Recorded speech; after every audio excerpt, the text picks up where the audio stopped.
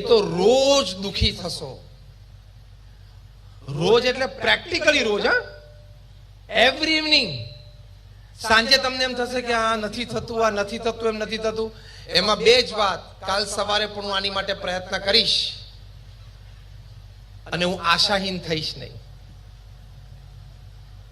પ્રમુખ સ્વામી મહારાજ વડોદરામાં હતા અને લંડન થી ફોન આવ્યો કે સ્વામી, આપણે અહીંયા હેરોમાં જે જમીન લીધી હતી અને ત્યાં મંદિર બાંધવું હતું, એ કેસ આપણે હારી ગયા છીએ. આજુબાજુના રેસિડન્સે કેસ કરેલો કે આ લોકો રાત્રે 12 વાગે ઢોલ વગાડે ને વળી અમારી પ્રાઇવેસી ને પીસ જતા રહે. ભાઈ કઈ 12 વાગ્યા સુધી નથી કરતા. જો તમે મંદિરમાં આવીને કોઈ એવો મંદિરનો ક્રમ હોતો જ નથી.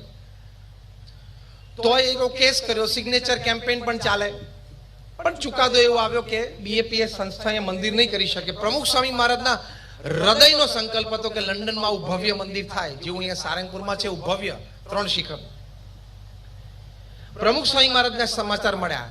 આ શોખ હતો એમની માટે, ઝાટકો હતો. જો મહાપુરુષો પણ એમના જીવનમાં ઝાટકાને કેવી રીતે સંભાળે છે ને, એ શીખવાનું, તો સુખી થશું. કારણ કે ઝાટકા તો આવશે, કારણ કે કર્મ અને પ્રારબ્ધ અનુસાર હોય છે.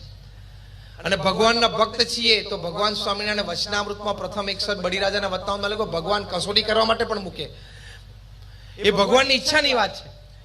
પણ setback, failure, fall, shock are part of life. હા કે ના? બધાએ થોડા થોડા અનુભવ્યા છે અને થોડા થોડા હજી અનુભવશું.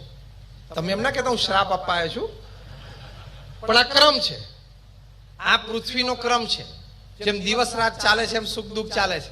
હવે એમાં કઈ રીતે સુખી રહેવું, સિદ્ધાંત શું રાખવાનો? તો પ્રમુખ સ્વામી મહારાજને ફોન ઉપર શોકિંગ સમાચાર આવ્યા કે સ્વામી, આપણે કેસ હારી ગયા. પ્રમુખ સ્વામી મહારાજના ચહેરા ઉપર લકીર ફરી નહીં. પહેલું વાક્ય બોલ્યા, જેવી ભગવાનની ઈચ્છા. જો સ્થિર થઈ ગયા. શોક આવે ત્યારે સ્થિર થવા માટે ઉત્તમ ઉપાય ભગવાનની ઈચ્છા સમજી લેવાની. ભગવાન મારું કંઈ ખોટું કરવા તો નથી જ બેઠા, એ જે કરશે મારું સારું કરશે. અત્યારે મારું કંઈક ખોટું થતું એવું લાગે છે, પણ આમાંથી જ મારું ભવિષ્યમાં કંઈક સારું થશે. એ હંમેશા ભાવના રાખવી, એ હંમેશા વિચાર રાખવો. બીજી વાત પ્રમુખ સ્વામી મહારાજ બોલ્યા કે આપણે તો આપણો પુરુષાર્થ કરી લીધેલો, હવે ભગવાનની ઈચ્છા, જે પરિણામ આવ્યું આપણે સ્વીકારી લેવાનું. અને પછી પ્રમુખ સ્વામી મહારાજે વિચાર રજૂ કર્યો કે આપણે નક્કી કર્યું છે કે લંડનમાં મંદિર કરવું છે, એટલે કરવું તો છે જ. બીજી જમીન શોધવા માંડો. બીજી જમીન સ્થાનિકોએ શોધી. નિસ્દનમાં ત્યાં ભવ્ય શિખરબદ્ધ મંદિર થયું અને 1995માં જ્યારે પ્રતિષ્ઠા થઈ, એ ઉદ્ઘાટિત થયું, ત્યારે દુનિયાના અવ્વલ નંબરના મેગેઝિન રીડર્સ ડાયજેસ્ટે લખ્યું કે it is the 8th wonder of the world, દુનિયાની 8મી અજાયબી છે. એવું કામ કર્યું. પણ એ વખતે પ્રમુખ સ્વામી એમ નિરાશ થઈ ગયા હોત તો, અને આપણા જેવા વાક્ય બોલવા માંડ્યા હોત તો, હવે ના થાય. સૌથી ભયંકર અવાજ મનુષ્ય જ્ઞાતિ માટે કયો છે ખબર છે? ડચકારો. આ મારથી નહીં થાય, મન ના ફાવે, મન ના ગમે, મારું તો કામ જ નહીં. છોડ દે ને તો ઘણું કામ થાય. છોડ દેવું પડે. What I mean to say, એટલે હું શું કહેવા માંગુ છું કે આવો વિચાર રાખવાનો, પરિશ્રમથી ગભરાવું નહીં, કરતા રહેવું. સફળતા એમાં છે, સ્થિરતા રાખવા માટે વિચાર રાખવાનો.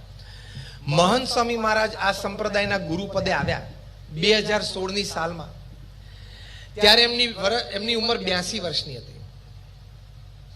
82 કમ્પ્લીટ ને 83 રનિંગ.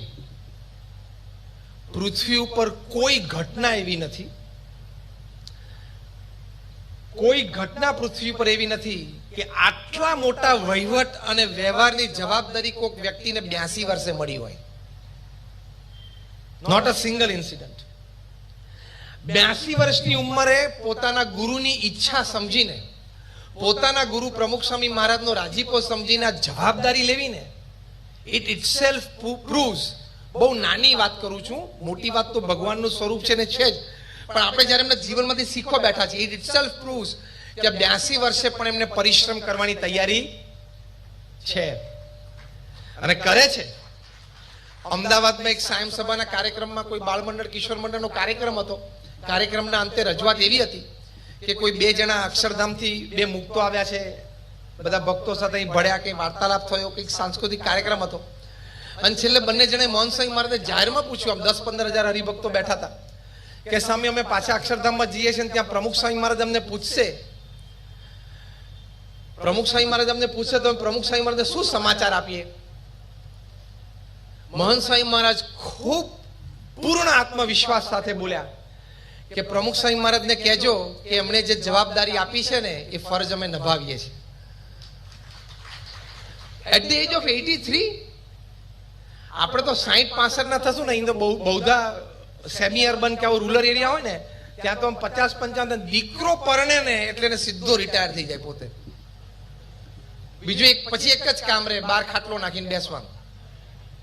જે દ્રશ્યો તમે કાઠિયાવાડમાં સવારે 7 વાગ્યાથી જોતા હશો, બપોરે 11 વાગે પણ જોવા મળે, સાંજે 4 વાગે પણ જોવા મળે, સાંજે 7 વાગે છેલ્લું દ્રશ્ય.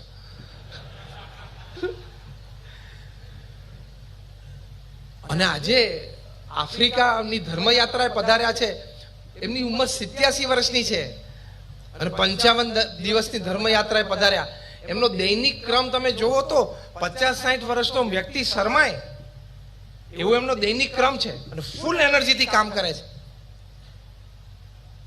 તો આ 2 વિચાર છે કે પરિશ્રમી થવું, અને બીજો વિચાર મહંત સ્વામી મહારાજના હૃદયમાં શું છે કે ગુરુએ જવાબદારી આપી છે એટલે મારી આ ગુરુ ભક્તિ છે અને મારે દેહની પરવા કર્યા સિવાય કરવું.